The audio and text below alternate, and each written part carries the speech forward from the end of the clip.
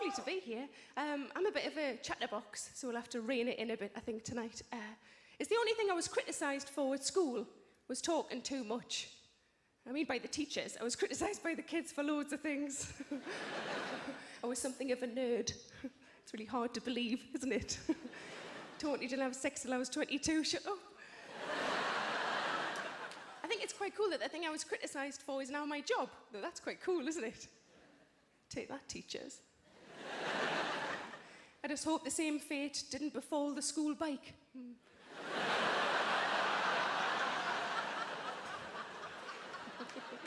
She might be in. Somebody else told me recently that I talk too much, and that was my dentist. My dentist. It wasn't like while she was trying to do stuff. It wasn't like, stop talking, woman, I'm trying to earn a Mercedes by giving you fillings you probably don't really need. I said, all of my teeth hurt. And she said, that's not possible. I said, well, it's bloody happening in my mouth, pet. So she gave me a gum shield. A gum shield. Like I need any more help to be unattractive in bed.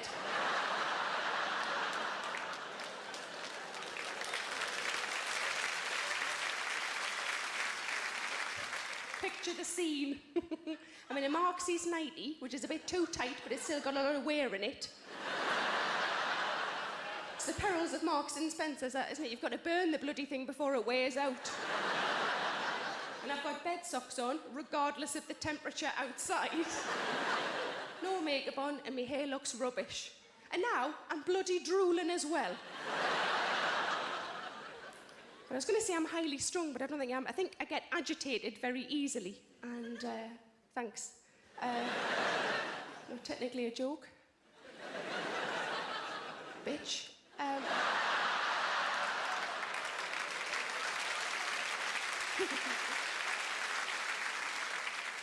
give you an example of when I got agitated the most recently. I was in a hotel room on my own and I got trapped in my bra.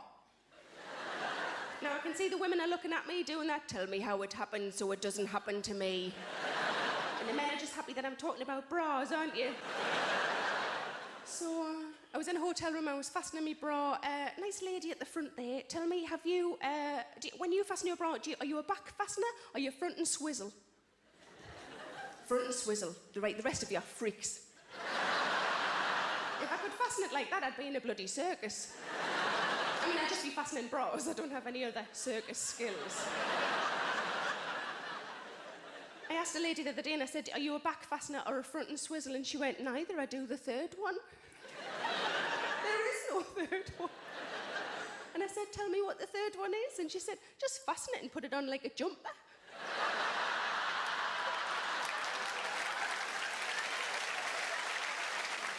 I said, I'm guessing that you're not wearing the right size bra, pet. But it occurred to me that there must be a fourth option as well, where you fasten it and then just step in it. Mine would get to about there and then get stuck. So I fastened my bra at the front, I started swizzling, just got out the bath, so I was a little bit claggy. It's nice to be in a room where people know what the word claggy means. I usually have to tell people to look it up on Google.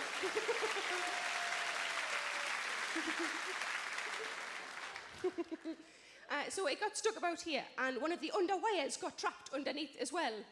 And there weren't any boobs in it. It wasn't functioning at all as a bra.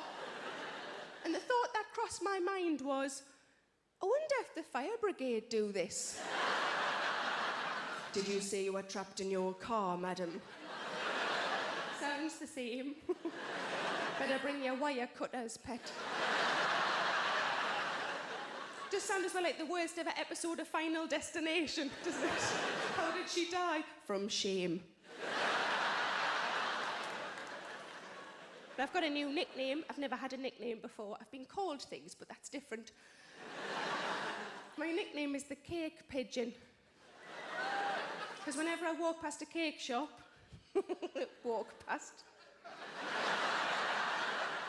whenever I press myself up against a cake shop, I go, ooh.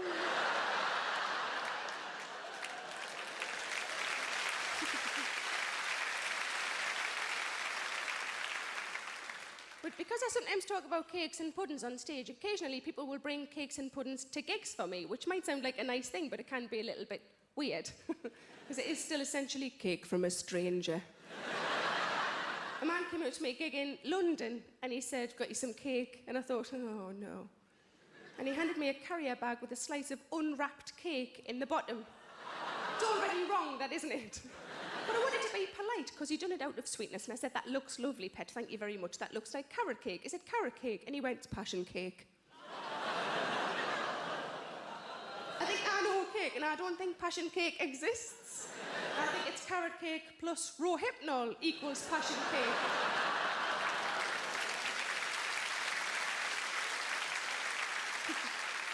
I mean, I still ate it. As far as I'm concerned, if you're worried that something's got Rohypnol in, you just eat it at home, don't you? Because then you get a lovely night's sleep as well. And you can't remember, so you don't even feel guilty the next day.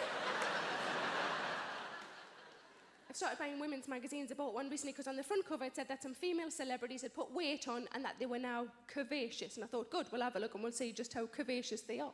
And I flicked through, and the fattest woman in there, it said that she had ballooned. I repeat, she had ballooned to a size 12. A size 12. I'd give my right arm to be a size 12. My right arm might be a size 12.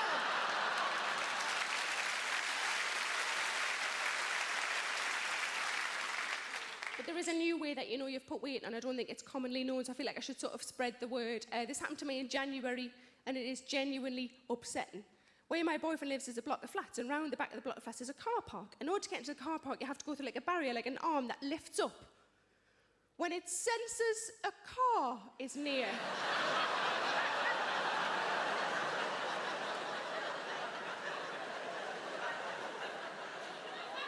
I mean, I was carrying 2 big bags of shopping, but it still thought I was a Peugeot 206.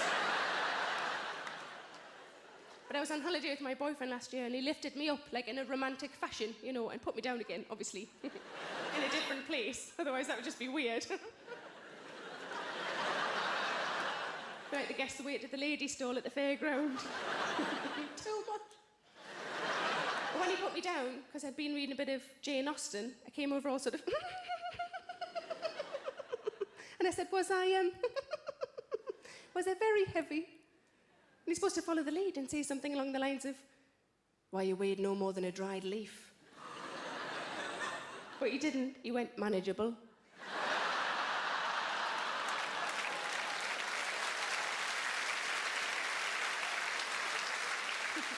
What a lovely audience you are.